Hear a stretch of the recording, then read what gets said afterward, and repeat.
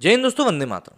अभी इस साल की शुरुआत में जब भारत ने सेकेंड वेव को देखा कोविड की, तो जाहिर सी बात है हम सभी उसको देखकर चौंक गए कि भाई आखिर इतना बड़ा प्रभाव कैसे डाल सकता है। क्योंकि जब पहली लहर आई थी तब उसने अफेक्ट तो किया था, लेकिन हाँ, पर्सनली अगर देखें तो हमको आस पड़ोस में उतनी खबरें सुनने को नहीं मिल रही थी। लेकिन दूसरी वेव में शायद ही कोई ऐसा परिवार बचा होगा जिसने अपने किसी करीबी को लेकर खबर नहीं सुनी होगी, और अधिकतर के तो घरों में कोविड हुआ ही था किसी ना किसी को।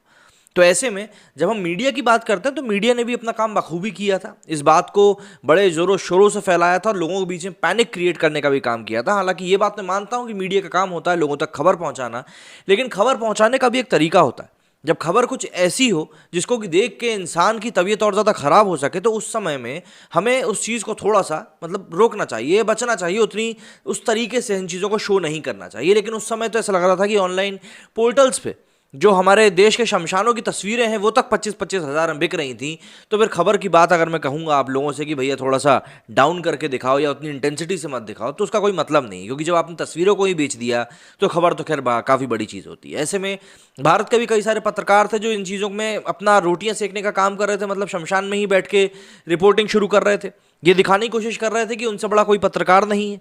इस प्रकार की कई सारी चीज़ें हुई थी कोविड के दौरान, और उस समय भी अधिकतर लोग जिनसे मेरी बातचीत हुई थी सब यही कह रहे थे कि मीडिया को इस समय पर थोड़ा सा संवेदनशील होना चाहिए और ये समझना चाहिए कि जो अखबार वो लोग छाप रहे हैं वो अखबार घर के बड़े बड़े बूढ़े भी पढ़ते हैं, जिनके के ऊपर ऐसी खबरों का काफ़ी ज़्यादा और काफ़ी गहरा असर भी होता है। लेकिन इन सभी चीज़ों को अगर हम छोड़ भी दें तो आपको एक चीज़ समझनी पड़ेगी कि विदेशी मीडिया ने भारत में हुए इस पूरे कारनामे को, जो भी हुआ था सेकेंड वेव का, उसको किस प्रकार से प्रकाशित किया था। हम विदेशी मीडिया की यहाँ पर इसलिए बात कर रहे हैं क्योंकि ऐसा नहीं है कि बीमारी सिर्फ और सिर्फ भारत में ही फैली है। ये बीमारी पूरे विश्व को अपने चपेट में लेकर बैठी हुई है। ऐसे में विश्व मीडिया की अगर हम बात करते हैं तो विश्व मीडिया का काम होता है पूरे विश्व की खबरों को कवर करना। लेकिन अगर आप जिस तराजू में खबरों को तौल रहे हो उस तराजू में इंडिया का वेटेज इतना ज़्यादा है कि आपको लगता है कि नहीं, भारत की खबरों को तो बड़ा चढ़ाकर ही दिखाना है तभी हमारा न्यूज़ एजेंसी चलेगी, तो कहीं ना कहीं आपको फिर गलती का एहसास होना चाहिए। क्योंकि जब दूसरे देशों में इस चीज़ को लेकर माहौल इतना अब बिगड़ रहा है, मैं पुरानी बात नहीं कर रहा, करंट सिचुएशन की बात कर रहा हूँ कि अगर अभी वहां पर माहौल बिगड़ना शुरू हो चुका है तो अब उसको क्यों नहीं एड्रेस किया जा रहा है। अमेरिका में चीनी वायरस की दूसरी लहर से उत्पन्न हुआ संकट बहुत तेज है। आश्चर्य की बात यह है कि पिछले लगभग 10 दिनों में देश के अधिकतर राज्यों में संक्रमण के नए केसों की संख्या में आया उछाल। उसके फलस्वरूप बीमारी की वजह से बढ़ती मृत्यु दर, अस्पतालों में बेड और ऑक्सीजन की कमी तथा चरमरा रही स्वास्थ्य व्यवस्था को लेकर कहीं कोई हाहाकार नहीं मच रहा है।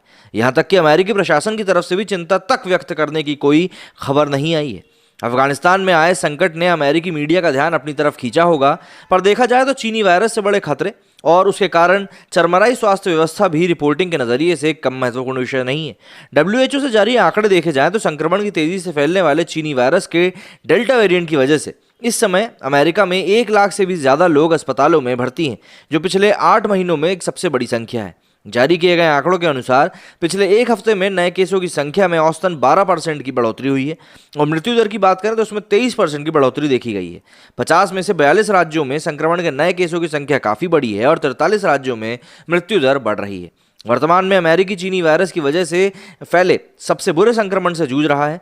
संक्रमण की वजह से कम 6 राज्यों में स्वास्थ्य सुविधाओं की क्षमता वर्तमान संकट से निपटने के लिए काफ़ी नहीं है। ये आंकड़े और वहां वैक्सीन को लेकर उत्पन्न हुई अफरा तफरी के बावजूद मीडिया में इससे संबंधित खबरों पर स्वाभाविक रिपोर्टिंग ना होना केवल अमेरिका ही नहीं बल्कि पूरे पश्चिमी मीडिया के बारे में एक संदेश देता है। यदि ये मान भी लिया जाए कि अफगानिस्तान में पैदा हुए हालात ने पश्चिमी मीडिया के तमाम कॉलम पर अपना कब्जा जमा लिया है, तब भी ये मानने में कोई कठिनाई नहीं होती कि अमेरिका में चीनी वायरस की वजह से आए आपातकाल पर रिपोर्टिंग को पश्चिमी मीडिया ने एक प्रयास के तहत रोक के रखा है।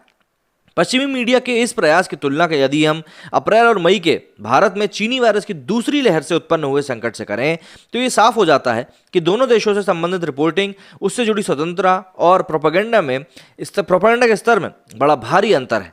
सबसे महत्वपूर्ण बात यह है कि भारत में उत्पन्न हुए संकट की रिपोर्टिंग केवल पश्चिमी मीडिया ने अपने बल पर नहीं किया था, उसने ये काम भारतीय मीडिया में लिबरल सेक्युलर इकोनॉमिस्ट के साथ भी किया था, जिसमें भारत की केंद्र सरकार पर निशाना साधा गया था। पश्चिमी और भारतीय लिबरल मीडिया के इस संगठित प्रयास के तहत हिंदुओं के शमशान घाट संबंधित रिपोर्टिंग इतनी विभत्स रही कि उसकी भारत में हिंदुओं द्वारा तीव्र आलोचना भी की गई थी। इस तीव्र आलोचना के बावजूद भारत और पश्चिमी देशों और भारत के लिबरल सेक्युलर मीडिया ने इस रिपोर्टिंग का न केवल बचाव किया बल्कि उससे एक दूसरे की पीठ भी थपथपाई। रॉयटर के पूर्व फोटो जर्नलिस्ट दानिश सिद्दीकी, जिन्हें अफगानिस्तान में रिपोर्टिंग ड्यूटी के दौरान तालिबान द्वारा मार दिया गया, और बरखदत ने जिस तरह की भूमिका निभाई उसे कई वर्षों तक भुलाया ना जा सकेगा। ऐसी रिपोर्टिंग की वजह से भारत में चीनी वायरस की दूसरी लहर से उपजे संकट की न केवल वैश्विक स्तर पर लगातार रिपोर्टिंग की गई, बल्कि भारतीय सरकार से आए आंकड़ों को सिरे से नकार दिया गया। पश्चिमी मीडिया के कुछ अखबारों ने तथाकथित विशेषज्ञों को कोट करते हुए केवल अनुमान के आधार पर ऐसे ऐसे आंकड़े प्रस्तुत किए जिनका कोई वैज्ञानिक आधार था ही नहीं। इसकी तुलना में जब अमेरिका में उत्पन्न हुए संकट की रिपोर्टिंग की बात आती है, तब सब कुछ अलग और नदारद सा प्रतीत होता है। भारत में परिप्रेक्ष्य में वैश्विक मीडिया ने जो भी कुछ किया, उसके बावजूद भारत ने अपने प्रयासों में आए संकटों को न केवल टाला, बल्कि टीकाकरण की अपनी योजना को आवश्यक कार्यकुशलता के साथ आगे बढ़ा रहा है। इन सब के बीच यही प्रतीत होता है कि जब वर्तमान में भारत की बात आती है, तब पश्चिमी मीडिया न केवल अपने किसी अघोषित एजेंडे पर काम करता हुआ नजर आता है, बल्कि इसके लिए भारत के लिबरल सेक्युलर मीडिया और मीडिया कर्मियों की सहायता भी लेता है। लेकिन जब अमेरिका या पश्चिमी देशों से संबंधित रिपोर्टिंग में न्यूनतम कर्तव्यों के निर्वाह की बात आती है, तब पश्चिमी मीडिया बगले झांकता हुआ नजर आता है। अनुमानों और प्रोपेगेंडा के आधार पर भारत के विरुद्ध नैरेटिव बनाने वाले लिबरल सेक्युलर वैश्विक मीडिया के सामने इस समय आंखें बंद करने की चुनौती दुगनी है, क्योंकि अमेरिका में चीनी वायरस से उपजे संकट के साथ ही उसे अफगानिस्तान में अमेरिकी असफलता के प्रति भी अपनी आंखें मूंदनी होती हैं।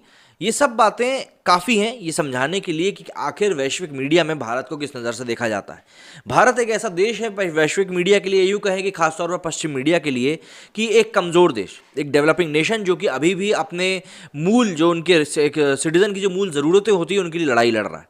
रोटी कपड़ा मकान प्रोवाइड नहीं करा पा रहा है, और वो लोग हमारे देश को इसी नज़र से देखते हैं कि इस देश को हमेशा नीचे ही झुककर चलना है और कभी सर उठाकर अपने लिए आवाज़ नहीं उठानी है। लेकिन यहाँ पर समझना ये है कि आखिर पश्चिम मीडिया अपनी इस छवि को, मतलब भारत के लिए जो उन्होंने छवि बना के रखी है, इसको आखिर कब बदलेगा, क्योंकि वो बदलने का इच्छुक तो कहीं से कहीं तक दिखाई दे नहीं रहा है। और ऐसे में एक बड़ा सवाल हमारे सामने अब ये खड़ा होता जा रहा है कि अगर इस चीज़ को अब नहीं समझा गया कि वो लोग भारत को किस तरह से प्रोजेक्ट कर रहे हैं, और खुद के यहाँ जब उसी प्रकार की कोई समस्या सामने आ रही है तो उसको किस तरीके से प्रोजेक्ट कर रहे हैं, तो आखिर हम इस चीज़ को कब समझेंगे। ये चीज़ें यूं ही चलती रहेंगी और ऐसे ही आगे बढ़ती रहेंगी, लेकिन ख़त्म नहीं होंगी। और अगर ये ख़त्म नहीं होती हैं तो एक और सवाल हमारे सामने खड़ा हो जाएगा कि भैया आखिर हम इन चीज़ों को टैकल कैसे करेंगे। क्योंकि अगर आपने अपनी आप की छवि, मान लीजिए कि आपके बारे में कोई गलत खबर फैला रहा है, बाजू वाले मोहल्ले में गलत खबर फैला रहा है, आपको उसे रोकना होगा, क्योंकि अगर आप नहीं रोकोगे तो छवि आपकी लगातार बिगड़ती चली जाएगी। और आपको एक बात समझनी पड़ेगी कि गलत बात को फैलने में ज़्यादा समय नहीं लगता। इसीलिए तो फेक न्यूज़ के अगेंस्ट इतने सारी बातें चलती हैं, क्योंकि फेक न्यूज़ बनाई हुई न्यूज़ होती है, ऐसी होती है जो कि लोगों को पढ़ने में दिलचस्पी आती है। तो ऐसे में हमको भी ये समझना होगा कि भारत अब किस प्रकार से स्टैंड लेगा वैश्विक मीडिया से निपटने के लिए, जो कि उसके खिलाफ एक एजेंडा, एक प्रोपेगेंडा के तहत काम कर रहे हैं। और जाहिर सी बात है, इसमें हमें सबसे बड़ी बात ये समझनी पड़ेगी कि आखिर भारत से ऐसे कौन लोग हैं जो कि वैश्विक मीडिया को वो सभी चीज़ें प्रोवाइड कराते हैं। क्योंकि हमने देखा कई सारी इमेज पोर्टल्स थे जहाँ पे की तस्वीरें बिकती हैं, वहाँ पर भारत के शमशान घाटों की तस्वीरें 20-20, 25-25 हज़ार में बिक रही थी। अब ये कहाँ का इंसाफ है, मुझे ये समझ में नहीं आया। अगर आपको मेरे इस वीडियो के बारे में कुछ भी कहना है तो मुझे कमेंट करके ज़रूर बताइएगा, और ये जो पूरा मामला है इसके ऊपर यदि आपकी कोई राय है तो वो भी मुझे बताइएगा। मेरे इस वीडियो में फिलहाल इतना ही। जय हिंद, जय भारत।